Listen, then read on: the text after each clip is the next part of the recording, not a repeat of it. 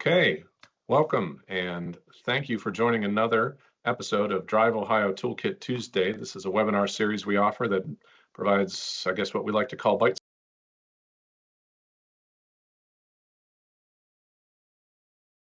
Manufacturers Association. We're celebrating Manufacturing Month all around the state. And Jessica, welcome to our webinar. And could you introduce yourself and maybe let us know a little bit more about OMA? Absolutely. Thanks, Rich. Appreciate you having me. Hello, everyone. So I'm Jessica Borza. I'm the Managing Director of Workforce Services at the OMA. The Ohio Manufacturers Association is a membership organization that represents manufacturers, large and small, in all different sectors across the state of Ohio. And we really focus on understanding the issues that are important to manufacturers and advocating on their behalf.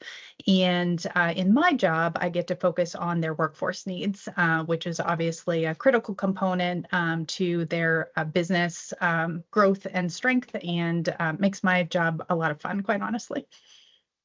Awesome. Yeah, there's a lot to talk about today, so let's get right into it. Get into our questions here, and we'll start with what manufacturing jobs are available in Ohio? What can you share with us? Yeah, so, manufacturing really offers a lot of opportunity to young people and people that are thinking about, making a switch in their careers, both in terms of, there's a variety of job roles and the types of focus areas and responsibilities, but also there's quite a variety within the manufacturing industries themselves. So, we'll talk, I think, quite a bit today about, some of those emerging industries like electric vehicle and battery manufacturing.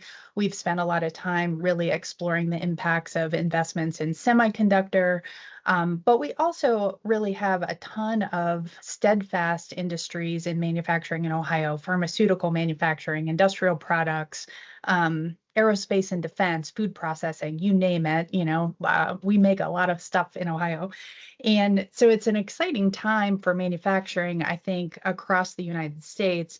But also we're seeing a lot of economic growth specifically in manufacturing in Ohio. So a lot of new companies coming to Ohio and a lot of companies that are growing and expanding. And our job is to really figure out, how do we support those new and existing or ongoing workforce needs.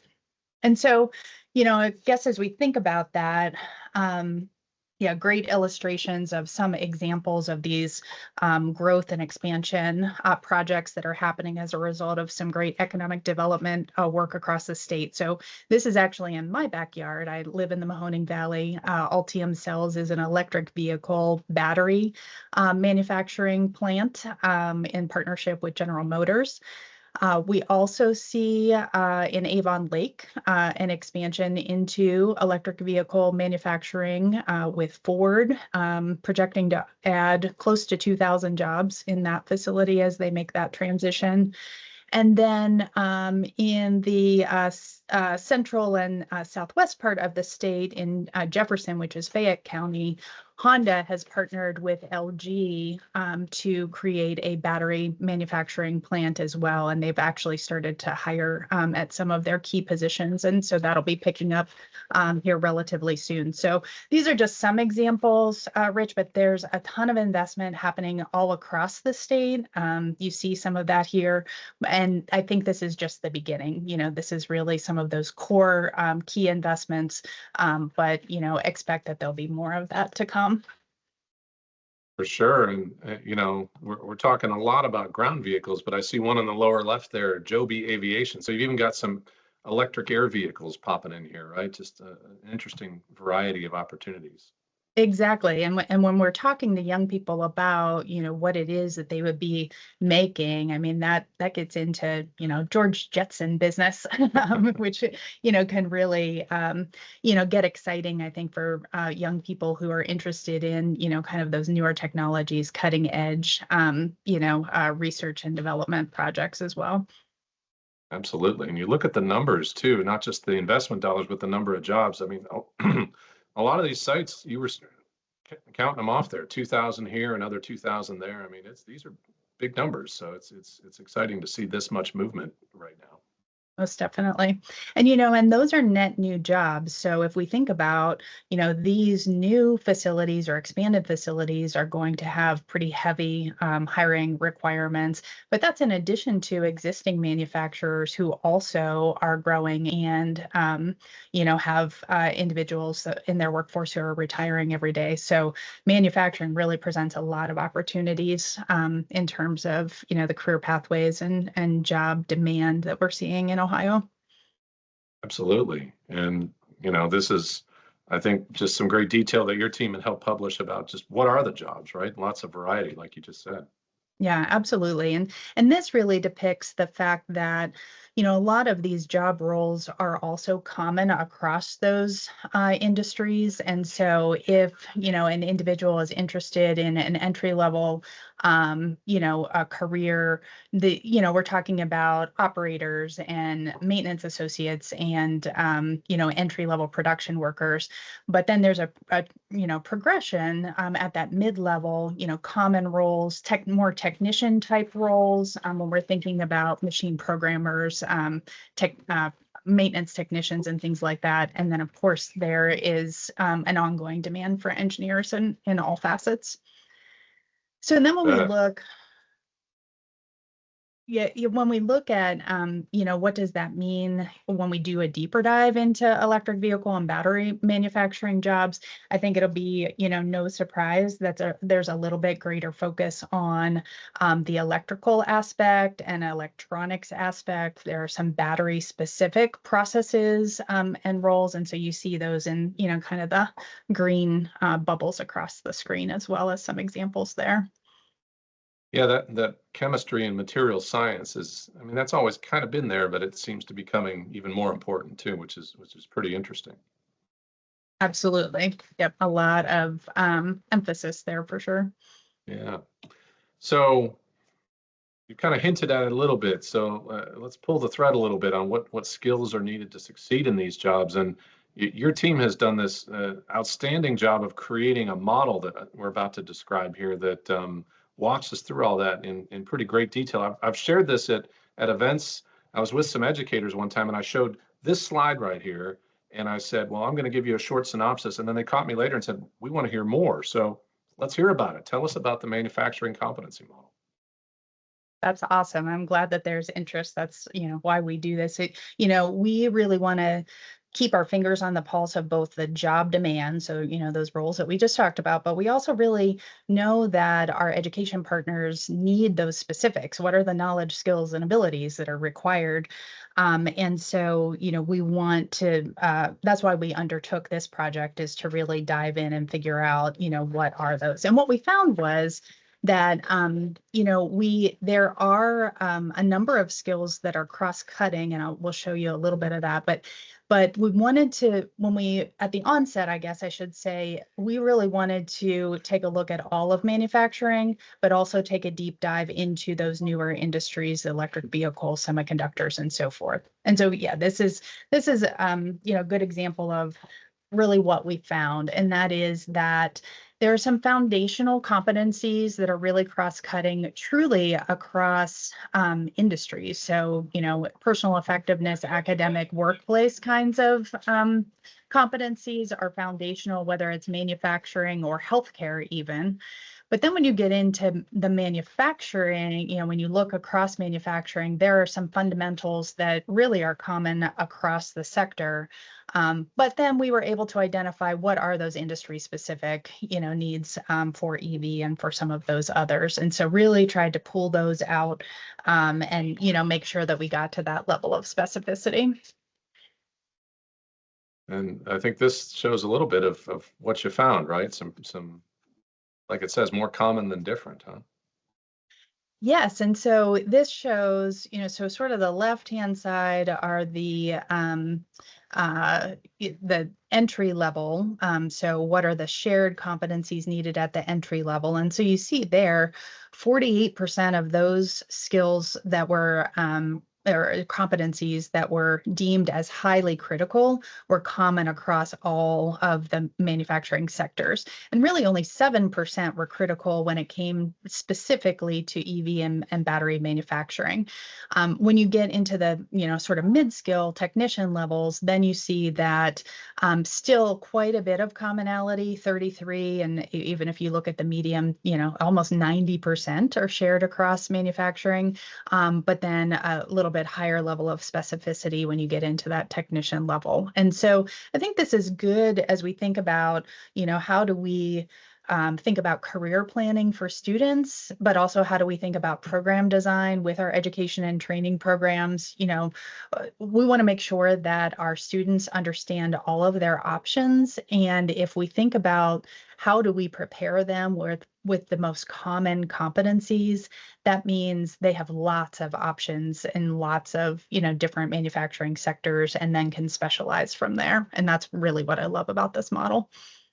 It's I guess when it strikes me as one of those things that when you hear someone say it, it's not surprising, but sometimes you need to go through this exercise to really see the details and the numbers behind it. I mean, these are portable skills, right? You can take it from one part of manufacturing to another, if I'm following right here. Exactly, exactly. And so, I think it's that kind of due diligence that we needed to do is to kind of speak with authority so that we're talking, when we're talking, to our partners at Department of Education and Workforce or Department of Higher Education, that we're thinking strategically about how to increase the capacity in these programs that are, going to be feeders to lots of different sectors, but definitely also to support electric vehicle and battery manufacturing.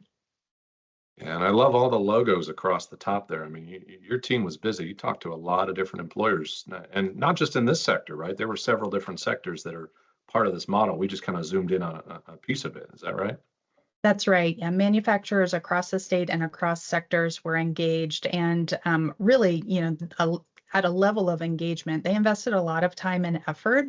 And that was something that was interesting to us as well, is that they also were interested in seeing, how common they were, or what their needs were compared to other industries and so forth. And what we found really in some of the conversations, they were really fascinating, is that sometimes it was a terminology thing. They might call it one thing, or talk about a skill or a competency in a little bit different language, but when you really peeled it back, I think it was illuminating for everyone that was involved. Yeah. No, that's very insightful. So I think we've got a couple more infographics that we're going to dive in a little bit deeper, and I'll just emphasize we had the QR code up earlier. All this data is on your website, right? You can pick through all this stuff. Is that right? Exactly. Yeah. We designed it to be all open source so that educators and other partners can pull this down. Our manufacturers, have interest in it themselves and are using it to update job descriptions and things like that. But so, yes, for those who are really interested in the detail, it is available out there. But this just gives a little bit of a snapshot to show, when we talk about that 7%, at the operator level, we're really talking about, safety with electricity and battery handling and maintenance. So that gives you a sense of, again, it, probably fairly obvious, but those are the specifics, in that segment versus all of the other things that are really important across manufacturing. And so I think we have this both for the operator, and then you can see it as well for the technician or mid-level, some of those, that are specific versus general.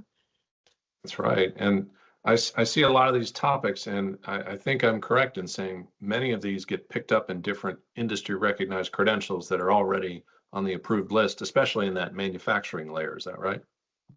Exactly. So that is also some of the work that we have begun, is really taking a look. So we are working actively with those credentialing bodies. So some of the common ones, and as you said, some that are on the list and some that we're reviewing to potentially propose to be added, and looking at the underlying competencies within those credentials to see how well they match up. And then where there are gaps, we're talking with those credentialing bodies about either tweaking their existing credentials or potentially creating some new ones. And we know that there are some in the pipeline that match really nicely. And so it'll be hopefully a fairly easy lift to get those added. We also have been working with Department of Education and Workforce and Higher Education to make sure that those credentials are included, for all of the, in graduation requirement considerations and articulation. And so really trying to think at the system level about how do we make sure that there's really good alignment to make it easier at the local level, when trying to offer the right training, the right education to students across the state. Absolutely. And then ideally, you can pair that up with an internship or apprenticeship, even in high school, right? We've got the high school tech internship program as one example, and I know there's lots of other great work going on in that space too, right? Absolutely. And, I think that, that's best practice, is to be able to learn something in a classroom and then be able to apply it on the job. And our manufacturers are really excited to have students and learners come into their workplaces and hopefully translate that into, full-time jobs or summer jobs or whatever makes the most sense for the learner at the time. But absolutely, that earn and learn model is it's actually one of our top priorities at the OMA. That's great. And just a little more detail here. This was just for anyone thinking about EVs and batteries, just a different way of looking at some of the same information, right? But I like the way this is all kind of in one dashboard.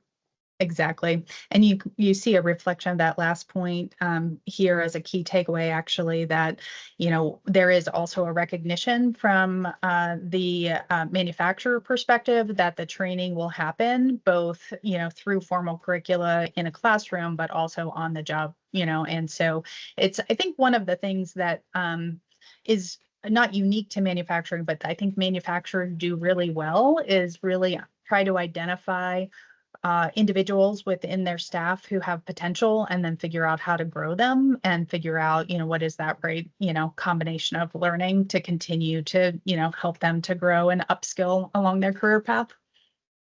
Yeah, it's outstanding. But there's lots of different stakeholders that can use this competency model we've been talking about. Is that right? Exactly. So these are some of the tools that we've developed to help to make the competency model applicable and practical. And so we're doing a lot of work, as I mentioned, with our state partners in education, but also with individual institutions. As an example, the curriculum assessment is a great tool, so that they can take a look at, a program that they have right now, compare it against the competency model, see where they match up, and then, figure out how to maybe address gaps, or maybe where they might be over indexing on a certain, area of their curriculum. They could, maybe scale back and make more time for other parts, other subjects. It's outstanding. So obviously they can go to the website. We've shared the QR code a little earlier. Are there other ways to interact if they're going through this process? I mean, I assume there's maybe some contact information if they need to reach out with questions.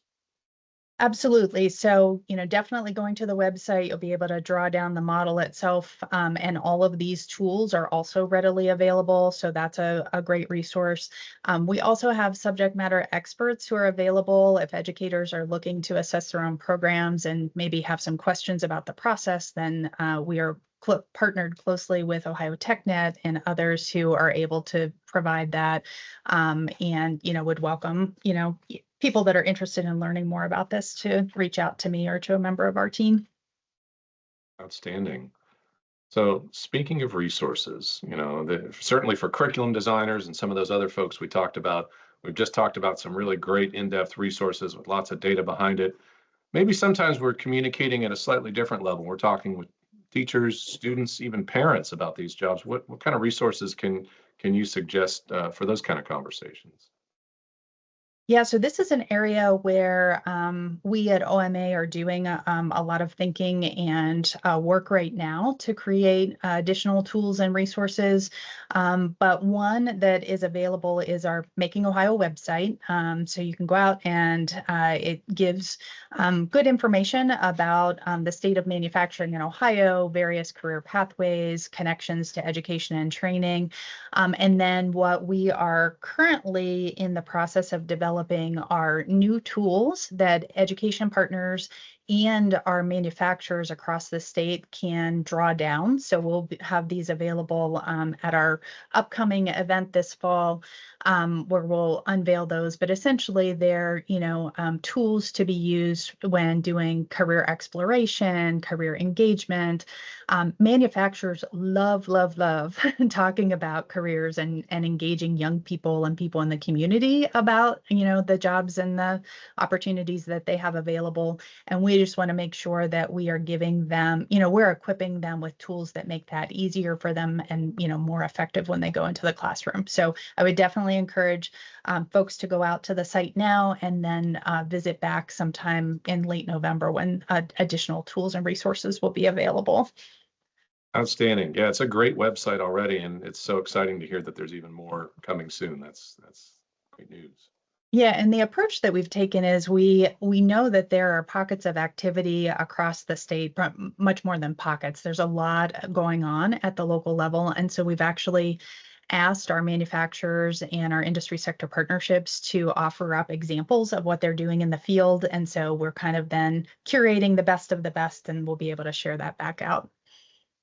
Awesome.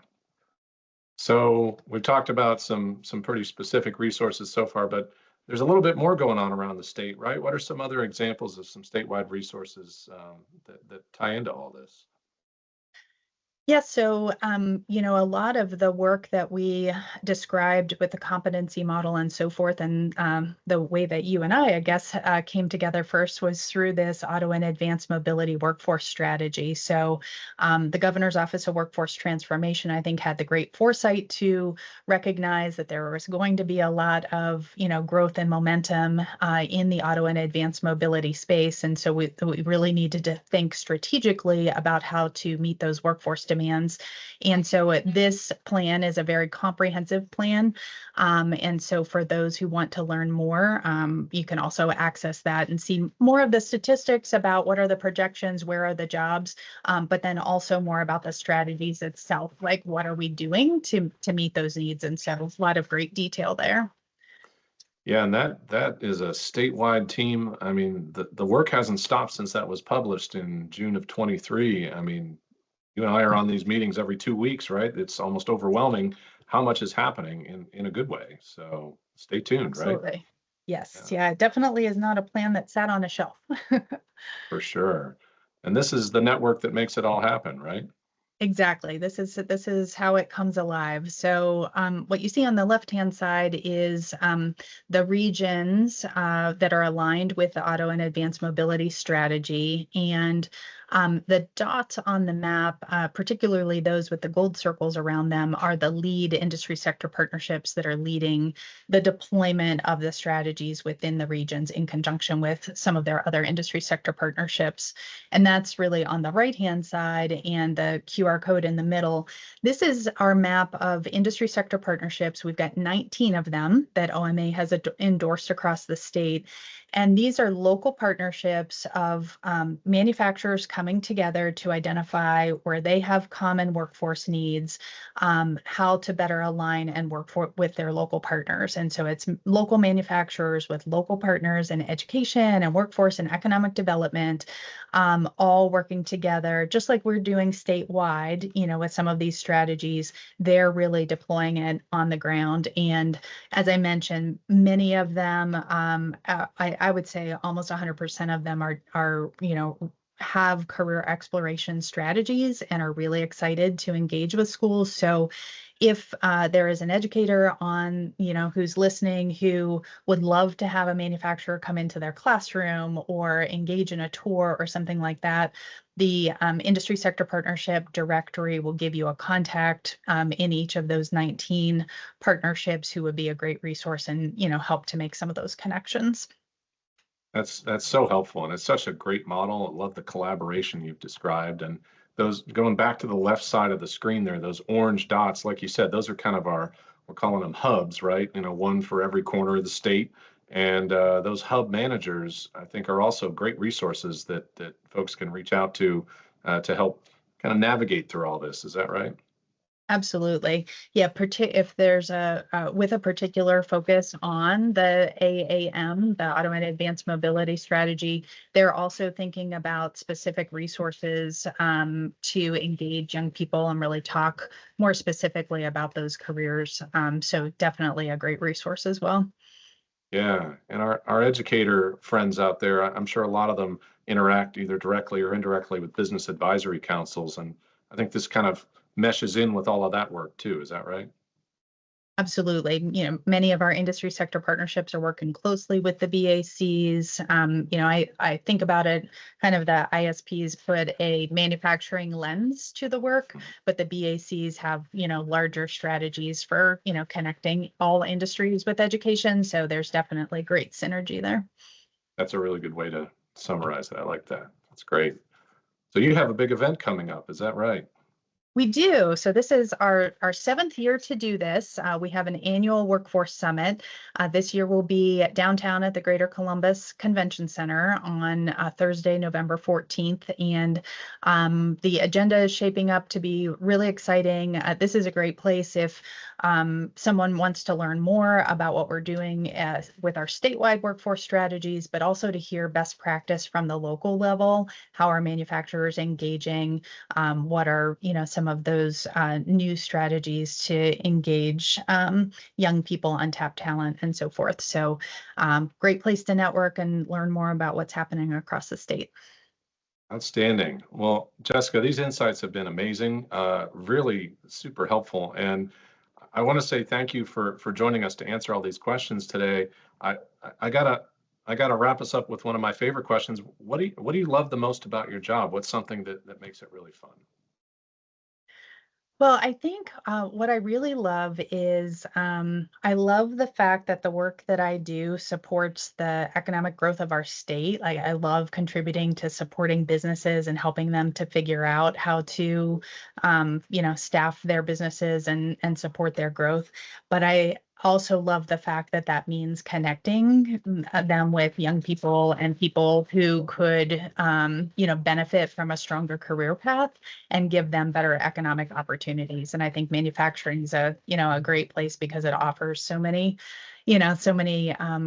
ways to navigate throughout your career. And it's been really exciting to see some of the strategies pay off when you see the success stories of somebody who hadn't thought about, career in manufacturing and then, had their eyes opened and then, recognized, just really what's so cool about manufacturing. And so it's been the better part of my career has been in that sort of intersection. And I just absolutely, absolutely love it. Outstanding. Well, we're so grateful that you're doing this work on behalf of the whole network around the state. And we thank you for joining us to be part of this Toolkit Tuesday webinar series. And for anyone who wants to learn more about the DriveOhio K-12 Educator Toolkit, there's a QR code where you can dig into the details if you haven't already. Stay tuned for more episodes coming later this school year. 2 a month throughout the school year is our schedule, so we'll have more announcements soon. And we thank you for this conversation. Thank you, Jessica. Thank you.